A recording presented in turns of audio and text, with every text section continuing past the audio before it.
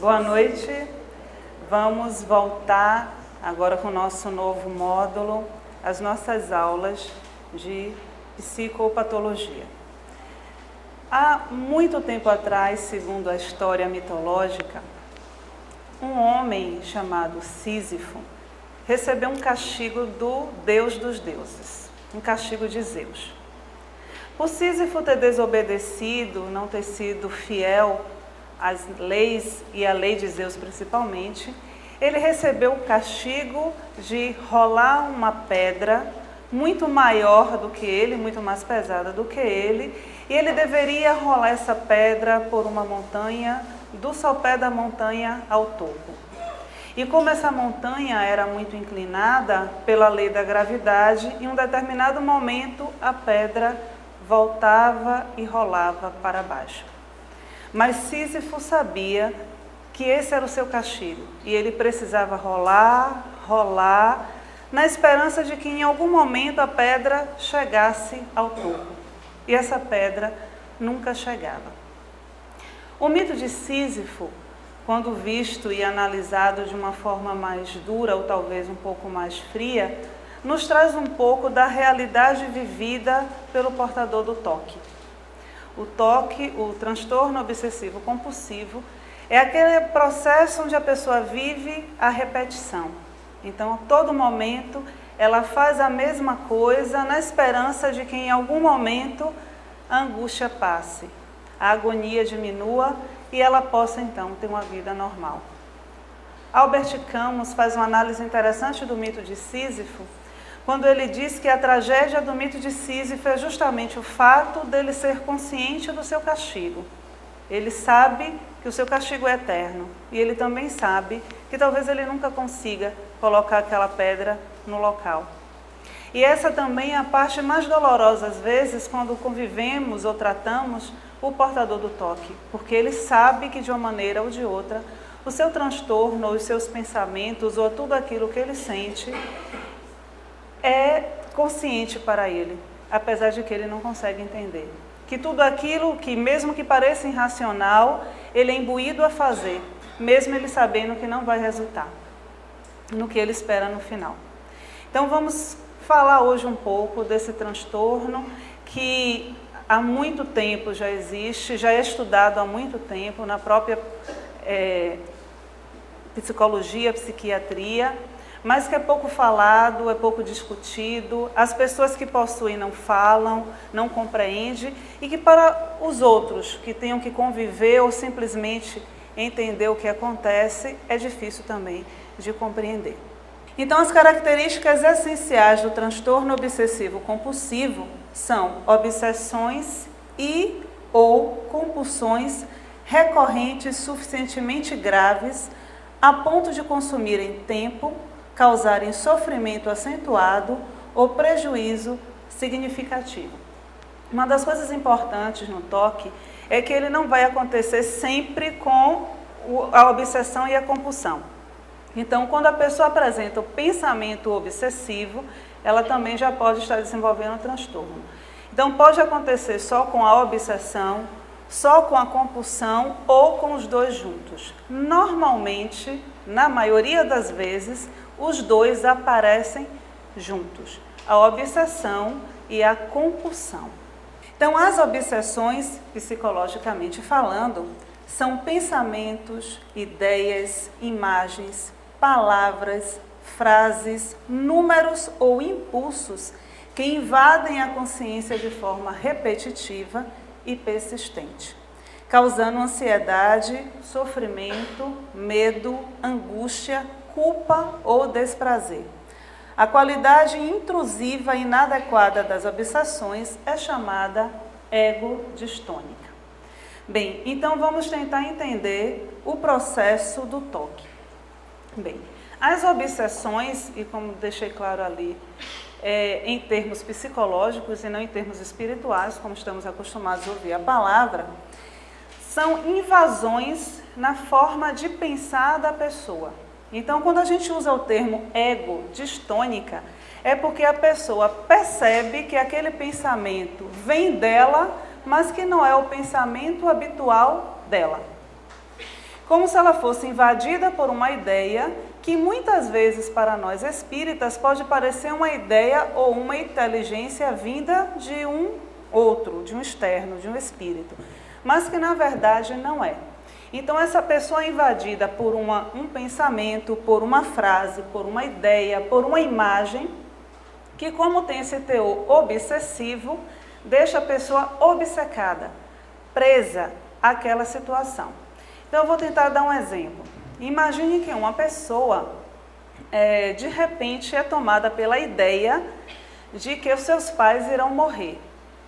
E ela, com a ideia de que os pais irão morrer, é invadida pela angústia gerada pela situação. Se meus pais morrerem, eu vou sofrer muito. E aquilo causa uma ansiedade e uma angústia que está por detrás daquela ansiedade. Para se livrar daquela sensação, daquela angústia, aquela opressão que a pessoa sente naquele momento, ela pensa em uma outra coisa. Então ela pode pensar em uma paisagem bonita, ela pode pensar em uma música, ela pode fazer uma oração e aquela sensação imediata de alívio, porque ela agora saiu, se desprendeu daquele pensamento. E isso passa.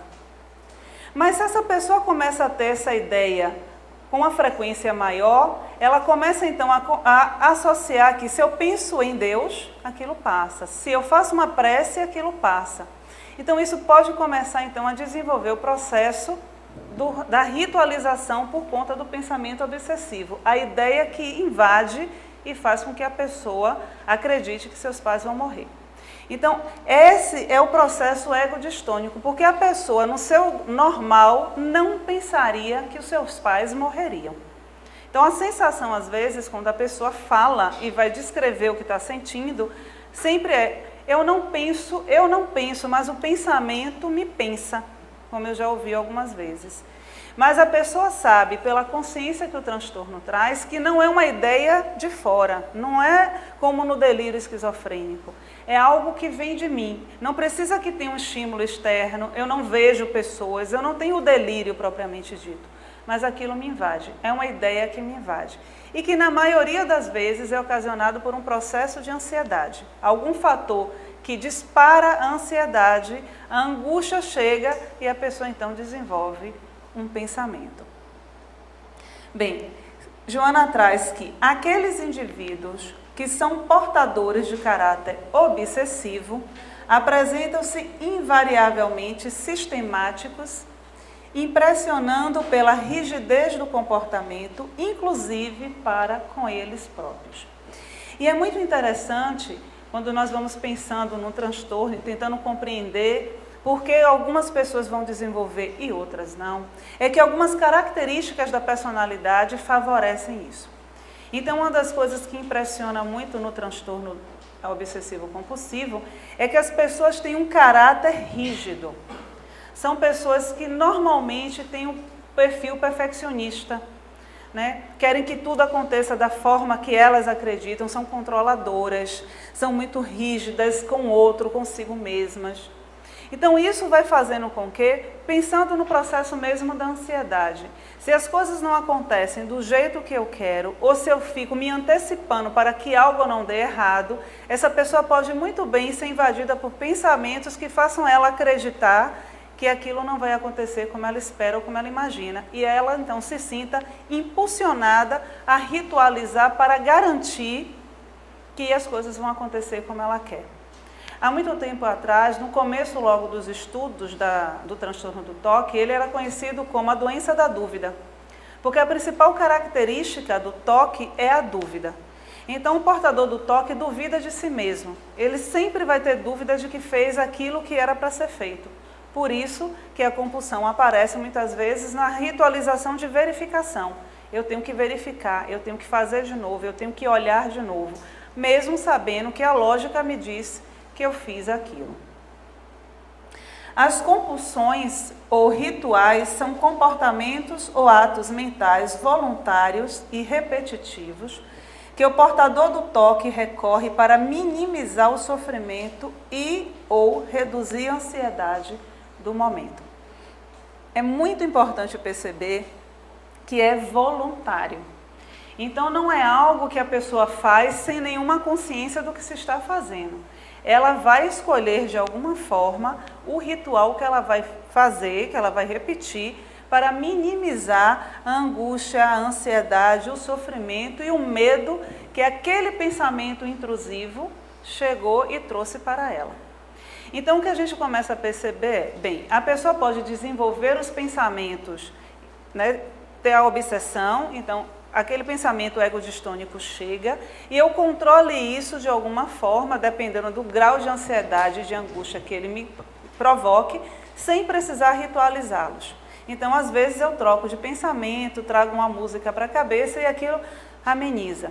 Como pode acontecer também essa situação não reverter o quadro ansioso? E aí a pessoa começa agora a desenvolver os rituais. Bem, é importante a gente entender que o toque, apesar de não ser muito compreendido, às vezes as pessoas brincam dizendo que tem toque, né? Então a gente precisa ter uma ideia que só é patológico quando aquilo sai do controle da pessoa. Quando começa, como no primeiro slide do conceito, quando aquilo começa a atrapalhar o cotidiano da pessoa, quando ela já é impedida, quando aquilo começa a afetar a vida dela e de outras pessoas.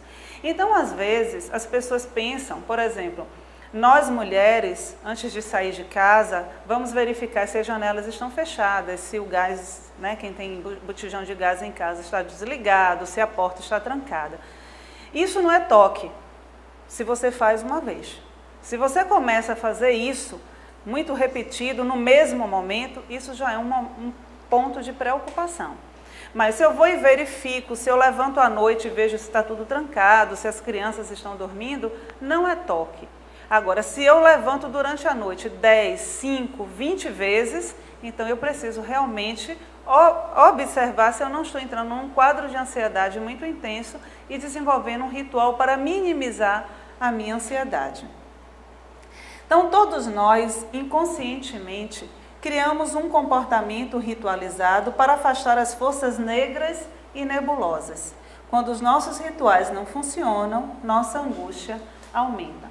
Então, nosso processo ancestral, arquetípico, já traz em nós uma tendência a ritualizar. O homem das cavernas já fazia isso. Então, nós fazemos de alguma forma, né, acende-se velas, incenso, joga sal grosso pela casa, usa patuá e todas essas coisas, bate na madeira, tudo isso é uma forma de ritualização. Quando isso não dá conta, não contém a nossa angústia, o nosso medo, então isso aumenta. E aí, muitas vezes, extrapola-se, sai do controle e a pessoa, então, realmente é dominada. Aquele ego, ele não suporta a força afetiva que o complexo traz. E isso é tão grande para ele, aquela emoção contida ali, é tão grande e assustador para o ego, que o ego, então, se deixa sucumbir por isso e vai entrar, então, no ritmo, né, escravizante de rolar a pedra e a pedra descer durante todo o tempo.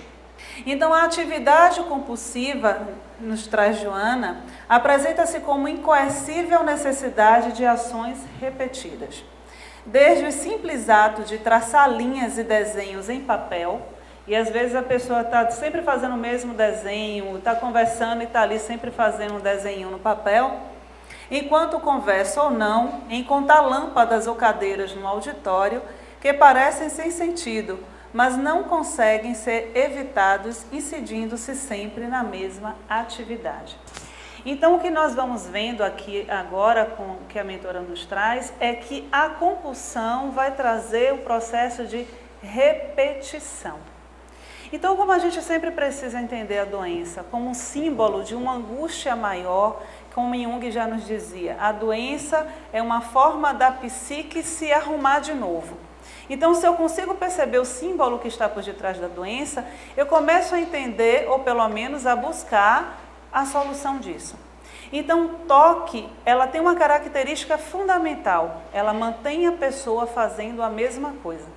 A pessoa fica tão presa àquilo que ela quase sabe a quantidade de vezes que ela vai fazer por conta dos números mágicos e dos pensamentos mágicos que ela tem. Então, como Joana traz, é uma necessidade de ações repetidas, de manter as coisas exatamente daquele jeito como eu conheço. E aí nós vimos a ação disso, né? Certa feita, uma pessoa que estava trabalhando comigo, ela tinha toque de organização, nós vamos falar mais disso. Simetria e organização. Então, tudo tinha que estar exatamente do mesmo jeito, só que ela tinha uma fórmula de encontrar o lugar das coisas. Então, por exemplo, o mousepad, ela colocava o mouse, ela contava 10 para cima, 10 para baixo, 10 para a esquerda, 10 para a direita, ali era o lugar. E que para a gente parece absurdo, mas ela conseguia identificar quando alguém tirava daquele lugar. E ela ficava tão angustiada com aquilo que ela tinha que levantar e de novo fazer 10 para cima, 10 para baixo, 10 para a esquerda, 10 para a direita. Esse é o lugar. Então pense a quantidade de energia psíquica, pense a angústia que essa pessoa sofre e o quanto ela fica presa a isso, né? Porque todo o tempo a atenção dela está voltada para o mousepad. Qualquer pessoa que levantava, ela olhava se ia passar ali. E a angústia maior foi no dia que ela chegou e tinham trocado o mousepad, era um mousepad maior agora. E aí ela teve que se reorganizar toda para achar o lugar que ela achava que era 10 para cima, 10 para baixo, 10 para a esquerda, 10 para a direita, né? Então, às vezes, os colegas de trabalho que viam aquilo achavam engraçado e passavam lá e batiam a mão e ela tinha que levantar, largava o que estivesse fazendo e 10 para cima, 10 para baixo, 10 para a esquerda, 10 para a direita, né? Então, essa é a angústia que a pessoa vive, né? Esse é o processo dessa pedra que ela tem que rolar todos os dias e trazer de novo e rolar e não perder a esperança de que um dia ela possa sair disso. Mas aí onde entra de fato a coragem da pessoa e a vontade de encontrar o que é que faz eu continuar o tempo todo tendo uma necessidade de repetição e de ficar vivendo essas questões. Então Joana continua. Podem variar para, no caso das compulsões, para fórmulas, rituais, cerimônias, como atavismos ancestrais em imagens arquetípicas perturbadoras que se refletem no comportamento atual. E é interessante quando ela traz também para as questões das cerimônias, né? Então, até o ato religioso pode mostrar ali um ato de compulsão. Então, muitas vezes, um outro caso também que eu pude trabalhar junto, o rapaz, ele desenvolveu um processo onde ele passou a ficar praticamente todo dia dentro da igreja. Porque ele tinha uma ideia do pecado muito forte. E aí, uma certa feita, ele saiu para caminhar no final de semana e estava caminhando e passou uma mulher muito bonita e ele olhou para a mulher. E como ele olhou para a mulher e desejou a mulher, e ele era um homem casado, ele achou que estava pecando. E como todo o processo religioso, então, falou muito alto, entrou no processo da culpa, né, da ideia de não cometer um erro, ele começou, então, a fazer preces. Ele começou a rezar pedindo perdão a Deus. Só que por algum motivo que a gente talvez consiga ver nos atos obsessivos, nos pensamentos obsessivos, esse homem começou, então, a ver muitas mulheres bonitas na rua. Então, ele tinha que rezar toda hora. Então, ele começou a perceber que era melhor ficar dentro da igreja, era o mais seguro. Então, ele levantava, e isso vai acontecer o óbvio se a gente começa a pensar que é um homem adulto e que ele trabalha. Então, ele levantava pela manhã e não conseguia ir para o trabalho porque ele tinha que ficar na igreja, porque toda vez que ele saía, passava uma mulher bonita. E ele voltava para a igreja e começava a rezar de novo, né? Então, a gente vai percebendo aí, quando Joana traz também, né, isso pode sim aparecer também em rituais, em cerimônias e tudo isso, que também é aquilo que eu falei um pouco antes, a questão arquetípica nossa, que nos traz também para um processo de ritualização, numa esperança de que algo maior do que eu possa resolver os meus problemas. Então, eu acendo velas, né, eu faço trabalhos e faço essas coisas porque eu acredito que uma força maior vai poder aliviar e tirar de mim aquilo que eu não sei como reagir, não sei como fazer, não sei como lidar com a situação. Então, vamos às obsessões mais comuns. Não se assustem se vocês perceberem que vão aparecer algumas na vida de vocês. Mas, como eu já falei anteriormente, o que vai agravar o processo é a quantidade de vezes que eu faço isso. Então, preocupações com doenças, sujeira, contaminação ou com o corpo. Então, aquele pensamento que chega e que fica o tempo todo martelando na minha cabeça de que eu posso pegar uma doença, de que se eu encostar em alguém eu vou adoecer, que se alguém espirra, o vírus vem e vai entrar pela minha narina. Então, esse tipo de pensamento, e esse é um dos tipos mais comuns de obsessão. A gente vai perceber isso nas ritualizações. Às vezes eu vou falar também um pouco do ritual que se faz para se livrar do pensamento obsessivo. As dúvidas repetidas por medo de falhar e a necessidade de fazer as verificações. Então, aquela dúvida se eu desliguei o ferro, se eu apaguei o fogo, se eu fechei a torneira. O que fica muito por detrás desse medo e que vai gerar essa dúvida muito grande é o medo de cometer erros. Claro que a gente vai percebendo, quando a gente começa a falar, que a origem do transtorno está na história da própria pessoa, né? Lógico. Então, muitas vezes, uma educação extremamente rígida, extremamente castradora, onde a pessoa é extremamente criticada, ela pode sim gerar nela uma necessidade de ser perfeita, de ter que fazer tudo certo, de não cometer nenhum erro, e isso vai gerar nela essa dúvida. Então, teve uma situação, só para vocês terem uma ideia da proporção que isso pode tomar na vida de uma pessoa por conta das verificações. Imaginem vocês uma mulher que tem um cargo, né, no trabalho, em alta escala, extremamente bem vestida, por conta do seu trabalho que exigia isso. E ela chega em um determinado momento e vem conversar comigo e se aproxima de mim, muito bem vestida, que era o que mais chamava a atenção, e com uma sacola de feira. E que, num primeiro momento, que você não conhece a pessoa, você olha e diz assim, mas não tem alguma coisa errada. Ela senta, põe a sacola de feira ao lado e a cada 2 minutos ela verificava algo dentro da sacola. E a primeira coisa que passou pela minha cabeça foram duas, bem, ou ela tem toque, ou tem alguma coisa muito importante naquela sacola que ela tem que verificar se está viva. Eu comecei a pensar na possibilidade de ser um animal. Então, ela conversou comigo e me explicou o que estava acontecendo. E meu primeiro pensamento era o certo. Ela estava buscando ajuda por conta do conteúdo dentro da sacola. E ela disse, olha, eu não estava mais conseguindo sair para trabalhar, porque a dúvida se eu realmente tinha desligado o ferro não me deixava em paz. Então eu passava a roupa, desligava o ferro. E aí eu saía, quando eu chegava embaixo, no prédio, eu tinha que subir para ver de novo. Aí eu subia e olhava. Estava desligado, então eu descia. Mas quando eu descia, me passava o pensamento. E se na hora que eu olhei, se estava desligado, eu liguei? Aí ela voltava e olhava. E aí ela descia. Então ela pensava, e a gente vai ver isso, o pensamento mágico. Eu vou olhar 5 vezes. Aí ela ia e olhava 5 vezes. Aí descia e entrava no carro. Quando ela já estava na esquina, ela pensava, mas se quando eu olhei a última vez eu liguei? E voltava. E nisso, ela levava 3, 4 horas para conseguir sair de casa. Então, qual foi a melhor solução que ela encontrou para conseguir ir para o trabalho? Levar o ferro. Exatamente. Então, ela pegou o ferro, colocou na sacola e agora ficou muito mais fácil. Ela só tinha um problema. Tinha que verificar se realmente o ferro estava dentro da sacola. Então, ela sempre olhava para ver se o ferro estava dentro da sacola. Então, eu perguntei a ele, por que você não deixa o ferro dentro do carro? Não posso, porque se eu estiver no trabalho e o ferro estiver dentro do carro, eu vou descer para olhar se o ferro está dentro do carro. Então, o que você para e diz assim, mas não tem lógica. E ela sabe que não tem lógica, mas é exatamente a dúvida. Ela tem consciência de que não tem lógica, mas a dúvida é muito maior.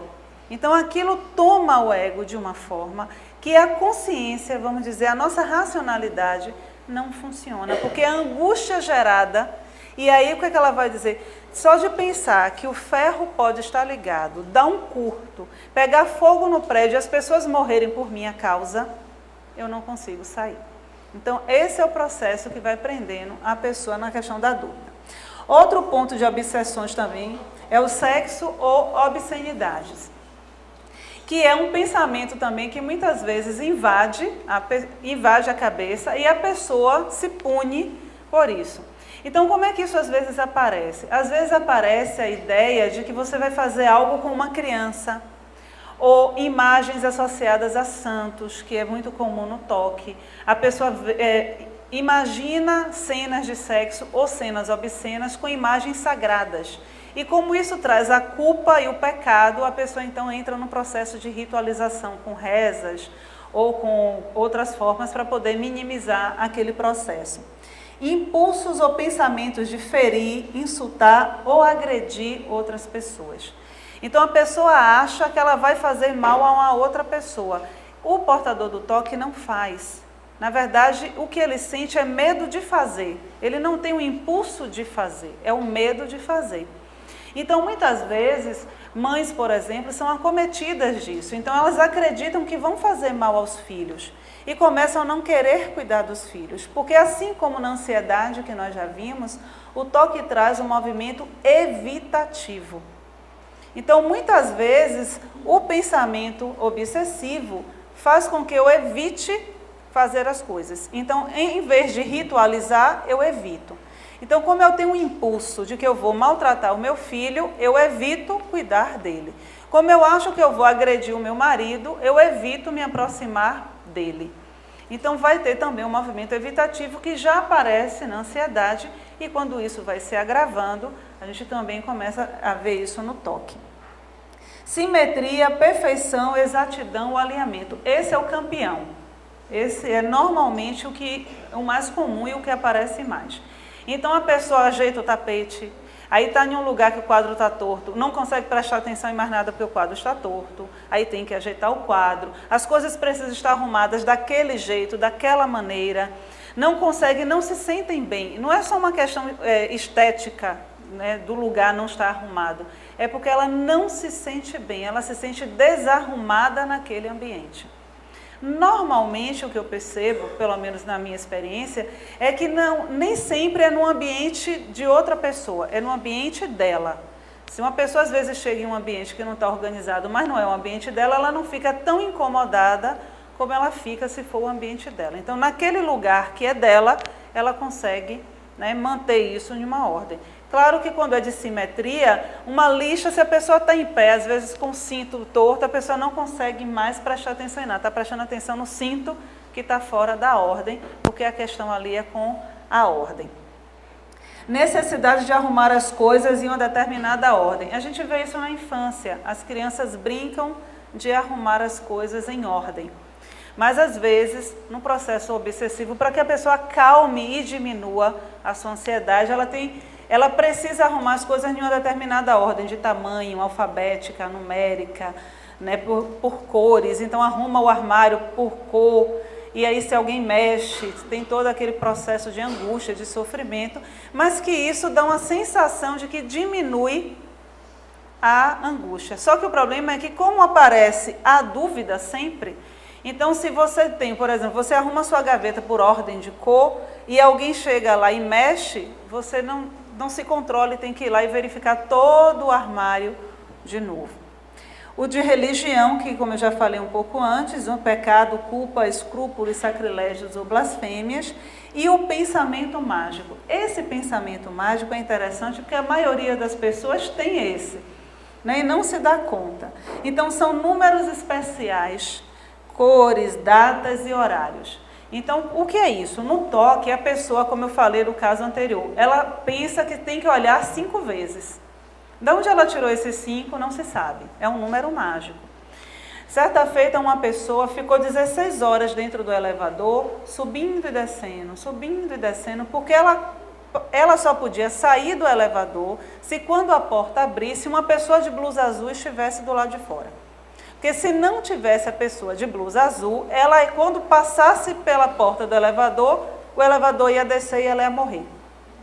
Então ela ficou 16 horas subindo e descendo, até que o funcionário do prédio percebeu, como ela tinha dito qual era a condição para sair, ele vestiu uma blusa azul, ficou na porta e ela saiu de dentro do elevador. Então isso é o pensamento mágico. Essa pessoa tinha uma questão com a cor azul. Ela ficou 48 horas sem dormir na janela esperando passar um Fusca azul. Porque se o Fusca azul não passasse, quando ela dormisse, ela morreria. Veja que o tema dela sempre vai para a mesma questão, morrer. Então, para evitar a angústia que ela sentia da ideia de que poderia morrer, ela criava, então, esses recursos para diminuir o seu sofrimento. Então, ela ficava acordada, ela ficava dentro do elevador, porque, na verdade, o medo era da morte que estava ali por detrás. As compulsões mais comuns são lavagem ou limpeza, decorrente do medo da contaminação, da sujeira, dos vírus, isso tudo. Então, como é que a gente percebe que a pessoa está com a compulsão? Porque ela lava, no caso, as mãos toda hora. Mas quando eu falo toda hora, é toda hora, né? Então, assim, ela lava por dia 40 vezes, 20 vezes, que é um excesso. Se ela não trabalha sujando as mãos, é um excesso. Ou então aqueles banhos que são extremamente demorados, né? Horas no banho, e normalmente tem um ritual no banho. Então, tinha uma pessoa mesmo que ela tinha um ritual com 5 sabonetes, cada um de uma cor diferente. Ela tinha que tomar banho naquela ordem, lavando primeiro o lado direito para depois lavar o lado esquerdo. Só que aí entra um problema maior, e aí vocês vejam quanto o toque escraviza a pessoa. Tem o ritual da cor, né? Então, primeiro aquela cor e tem que seguir a sequência. Só que se um cachorro late lá fora, quebra o rito, porque não tem cachorro no meu ritual. Então, o que é que acontece? Na dúvida, eu começo tudo de novo. E isso pode durar horas. E a pessoa não está achando que isso está bom, nem está feliz, não. Ela está sofrendo fazendo isso. Porque ela não consegue sair disso. Porque na ideia, o pensamento obsessivo que está por detrás está dizendo a ela que algo vai acontecer de muito ruim, de muito sofrido. Então, para não correr o risco, ela fica ali presa naquele ritual todo o tempo. Verificações ou controle, eu já dei o exemplo, né? Que é você estar olhando sempre, verificando sempre, aí aperta a torneira, vai lá, passa a mão debaixo de novo, aí aperta de novo. E não adianta uma outra pessoa olhar e dizer assim, não, está fechada. Ela não acredita, ela tem que ir lá e vai verificar isso vezes e vezes. Repetições ou confirmações, que fica muito próximo também disso. As contagens. Eu tinha uma paciente que ela sabia quantos passos ela dava do lugar que ela saltava do ônibus até chegar lá no consultório. Então, ela contava os passos. Então, todos os dias ela tinha que ir naqueles passos. Quando ela percebia que ia terminar antes de chegar, então ela ia dando quase que pulos na rua, porque tinha que ser exatamente aquele passo. Né? E a contagem aparece muitas vezes. Então, assim, para diminuir a ansiedade, eu vou contar em quanto tempo isso vai acontecer. E isso, às vezes, vai aparecendo na nossa vida e a gente nem se dá conta que está ritualizando alguma coisa. Ordem, arranjo, simetria, sequência, o alinhamento, que está também ligado ao de arrumação. O colecionismo ou o hábito de juntar tranqueiras. E isso não somos só nós mulheres que fazemos. Eu estou falando de tranqueira de verdade. O que é isso? Chupa uma bala, não consegue jogar o papelzinho fora. Lava o cabelo e não consegue jogar o shampoo, deixar o shampoo chegar até o final. Então, vai juntando e colecionando um monte de coisas que não têm utilidade nenhuma. Então, nós vemos hoje, já tem até programas que passam isso, os colecionadores. Não? Então, tem um monte de coisas, não usa e vai juntando isso. E isso não precisa ser só de uma proporção gigantesca que você não consiga entrar na casa da pessoa. Mas é algo que a gente, às vezes, dá ao objeto, que é uma outra característica do toque, um valor muito maior do que o que ele tem. E por isso eu não consigo me livrar e me desapegar dele. E as compulsões mentais, rezar o tempo todo, repetir palavras, frases, números por conta do pensamento mágico. Mas também, assim, aquela situação que às vezes uma musiquinha fica na nossa cabeça o tempo todo, não é toque. É porque a gente ouviu alguma música ruim mesmo e ficou na nossa cabeça. Mas quer ver um exemplo de pensamento mágico? O torcedor de futebol é um portador de toque. Não, estou brincando. Mas eles têm pensamento mágico, é só para a gente ter uma ideia do que é o pensamento mágico. Ele acredita que se ele usar a mesma camisa todo jogo, o time dele ganha. Isso é um pensamento mágico, né? Porque não tem uma ligação direta de que a camisa que ele usa. Eu tenho um amigo que ele faz isso, né? Então eu sempre pergunto a ele, mas você lava a camisa pelo menos, né? Porque deve ser por isso que o time ganha. Você não lava nunca a camisa, chega lá, ninguém aguenta, seu time fica no campo e ganha, porque o outro abandonou o campo. Mas é o tipo do pensamento mágico. Aquela hora que às vezes eu estou em casa e tenho a sensação que tem um bicho debaixo da cama. E aí eu vou verificar se tem. É um pensamento mágico, mas que me abandona. Agora, se eu começo a achar que tem alguém me espiando em casa e toda hora eu olho, aí sim eu começo a entrar no processo de um pensamento obsessivo e vou ritualizando para que aquilo diminua a angústia. Então, um pensamento obsessivo seguido de um ato compulsivo nos faz ficar presos girando no que é velho.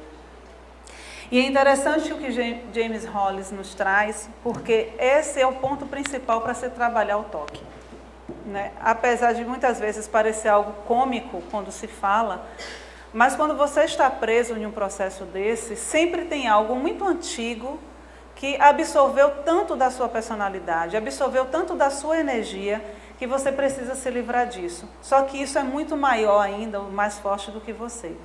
Claro que depois do que já vimos, já estudamos, a gente sabe que aquilo que mantém ou que prende muita energia psíquica, que aglutina em si muito afeto, muita emoção, nós sabemos que são os complexos. Então sempre é muito importante no processo de cuidado do toque, achar o complexo que está ali mantendo o ego escravo. Normalmente, e na maioria das vezes, são situações primordiais, ou seja, são situações lá atrás, no começo da nossa história, as nossas relações parentais, pai e mãe, que vai desenvolvendo em nós essas questões ainda tão limitantes e tão fortes, que nos faz com que esse ego fique extremamente frágil. E aí a imagem do mito de Sísifo fica realmente muito forte. A ideia de que eu sou castigada por alguma coisa e eu vou viver eternamente isso no ir e vir o tempo todo, tentando entender, na verdade, a minha própria história. E é isso que muitas vezes eu enxergo no toque. A pessoa fica escrava de si, escrava da sua própria história. Então ela vai o tempo todo ali tentando, de alguma forma, se livrar de algo que ela muitas vezes não faz ideia do que seja.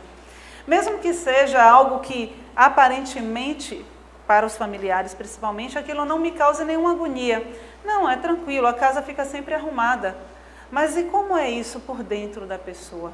Né? Que necessidade é essa de que o externo esteja sempre arrumado? Onde é que está a minha desorganização? Que eu não consigo encarar e não quero ver, então por isso eu tenho que estar sempre arrumando as coisas. Que contaminação é essa que existe, que eu não posso entrar em contato, que eu fico o tempo inteiro então me preservando e me afastando, porque chega uma hora que a pessoa nem de casa sai mais, porque a qualquer momento os vírus realmente podem atacá-la. Isso é interessante porque no momento em que vivemos no mundo, temos aí todo o tempo notícias de epidemias, notícias de doenças, e o quanto isso realmente reforça o comportamento de pessoas que sofrem com toque e que sofrem silenciosamente. Né? Então, quantos de nós podemos ter esses sintomas, ou de pessoas muito próximas a nós, desenvolve esse sintoma e fica vivendo ali naquela angústia, porque o toque, diferente de alguns transtornos, aparece já na infância. Então, todos os portadores de toque já começam a descrever isso na infância.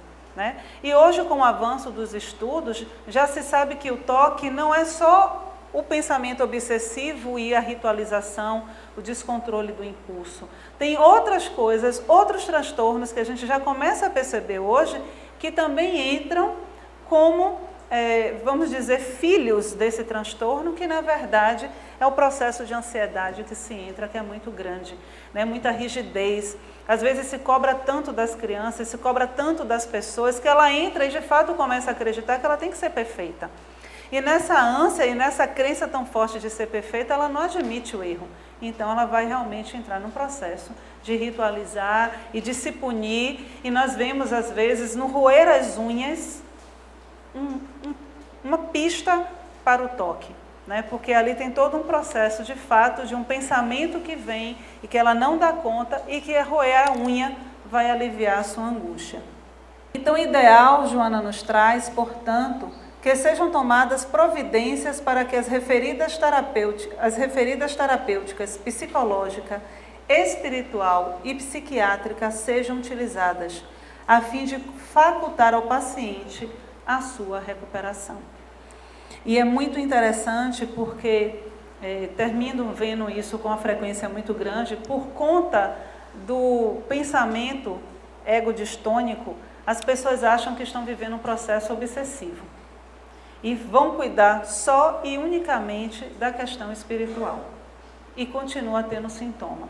E aí o que é que vai acontecer? Muitas vezes ela só transfere, então agora ela começa, toda vez que aquele sintoma vem, como ela acredita que é um obsessor, algo externo a ela então entra em prece, ela vai para o centro, e aí ela começa a fazer outro rito, e ela só substitui o rito, na verdade, né? E fica ali com um transtorno. E esse transtorno vai se agravando muitas vezes. Então, como a própria mentora nos apresenta, necessário se faz fazer todo um processo terapêutico, psicológico, psiquiátrico e também espiritual, para o fortalecimento, para a compreensão, porque esse espírito é de alguma forma sim endividado com a vida, como todos nós somos. Só que a fragilidade do seu ego pela sua história faz com que, ou possibilita que ele desenvolva um transtorno e que às vezes nós não desenvolvemos dessa forma como conhecemos. Então, continua Joana, o contributo de alguns barbitúricos e fármacos diversos sobre cuidadosa orientação psiquiátrica, portadores de inibidores de reabsorção de serotonina, torna-se de inestimável significado para o reequilíbrio do paciente. E aqui nós vemos a importância da medicação. Então, sempre que possível, eu gosto sempre de chamar a atenção para isso, porque a medicação é muito mal vista, foi se criado muito mito em cima do remédio, mas é necessário sim que o portador do transtorno tome a medicação. Porque é preciso diminuir o grau da ansiedade, é preciso fazer, como a própria mentora traz, uma reabsorção de serotonina, porque normalmente o portador do toque, ele não procura ajuda porque ele acha que aquilo que ele faz é absurdo. O que vai fazer a pessoa perceber, no caso o profissional, perceber que aquela pessoa tem na verdade toque, são as outras doenças que aparecem. Então a depressão é uma delas. Não que o depressivo tenha toque, mas o portador do toque normalmente tem uma depressão pela frustração excessiva que ele vive. Como ele não consegue conter o impulso de ritualizar, e ele se frustra, muitas vezes ele deprime. E como tem uma questão com a própria serotonina, o organismo entra no processo depressivo. Então, muitas vezes a pessoa chega no consultório do psiquiatra, quando busca, né, com a depressão, mas que no fundo o que ela tem é um toque. E que o médico precisa ter um olhar realmente muito delicado para isso. Outra situação, outro médico que muitas vezes é o que consegue diagnosticar o toque, são os ortopedistas. Porque as pessoas chegam com lesões graves nos ossos, principalmente na coluna, pelo excesso de limpeza. Porque vai limpar a casa com escovinha de dente, com algodão, né, limpa as paredes o tempo inteiro, então isso faz uma lesão na coluna. E aí ele percebe isso porque muitas vezes pela idade da pessoa e pela vida ou estilo de vida que a pessoa tem, não justifica aquele grau de lesão. O dermatologista também, quando tem um olhar mais cuidadoso, vai perceber as lesões nos dedos e na pele, porque a pessoa às vezes chega a tomar banho com álcool, né, com água sanitária, com produtos abrasivos, porque precisa tirar os germes. E isso vai causando uma lesão na pele, e aí o dermatologista pode também, e até de tanto lavar as mãos, realmente fica com a pele bem sensível. Então, isso é esse olhar, porque o portador do toque, como eu falei antes, ele percebe, por estar consciente do seu processo, que aquilo não tem razão, não tem lógica. Então, o sofrimento dele é tão grande que raramente ele busca realmente pelo próprio toque. Então, esse é o nosso ponto, né? Vamos olhar isso com cuidado, mas principalmente, além do transtorno, é nós outros que nos intitulamos de normais, paremos um pouco para pensar quais são os nossos pontos de escravização. Qual é o pensamento que me faz ficar o tempo todo ali presa? Quais são as situações da vida que eu passo anos a fio da minha existência falando da mesma coisa, discutindo a mesma coisa, sentindo a mesma coisa e às vezes paro e acho que sou, entre aspas, de novo, normal, né? Será que o toque, no sentido real da palavra do transtorno, é só daqueles que o desenvolvem literalmente? Ou será que às vezes eu também, no meu processo de normose, não termino tendo uma vida igual, repetida, sem criatividade, sem magia e sem nenhuma paz de espírito?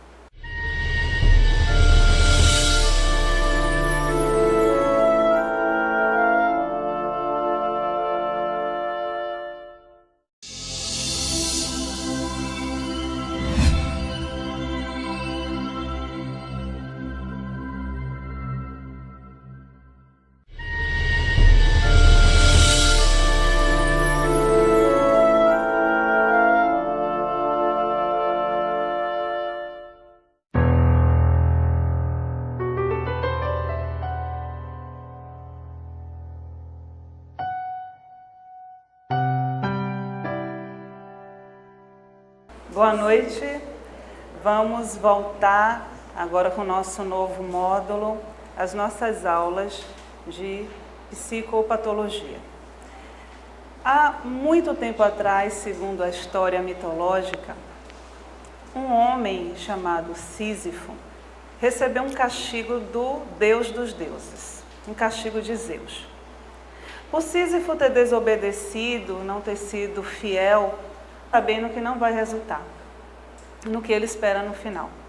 Então vamos falar hoje um pouco desse transtorno que há muito tempo já existe, já é estudado há muito tempo na própria psicologia, psiquiatria, mas que é pouco falado, é pouco discutido, as pessoas que possuem não falam, não compreendem, e que para os outros que tenham que conviver ou simplesmente entender o que acontece, é difícil também de compreender. Então, as características essenciais do transtorno obsessivo compulsivo são obsessões e ou compulsões recorrentes suficientemente graves a ponto de consumirem tempo, causarem sofrimento acentuado ou prejuízo significativo. Uma das coisas importantes no toque é que ele não vai acontecer sempre com a obsessão e a compulsão. Então, quando a pessoa apresenta o pensamento obsessivo, ela também já pode estar desenvolvendo o transtorno. Então, pode acontecer só com a obsessão, só com a compulsão ou com os dois juntos. Normalmente, na maioria das vezes, os dois aparecem juntos, a obsessão e a compulsão. Então, as obsessões, psicologicamente falando, são pensamentos, ideias, imagens, palavras, frases, números ou impulsos que invadem a consciência de forma repetitiva e persistente, causando ansiedade, sofrimento, medo, angústia, culpa ou desprazer. A qualidade intrusiva e inadequada das obsessões é chamada ego-distônica.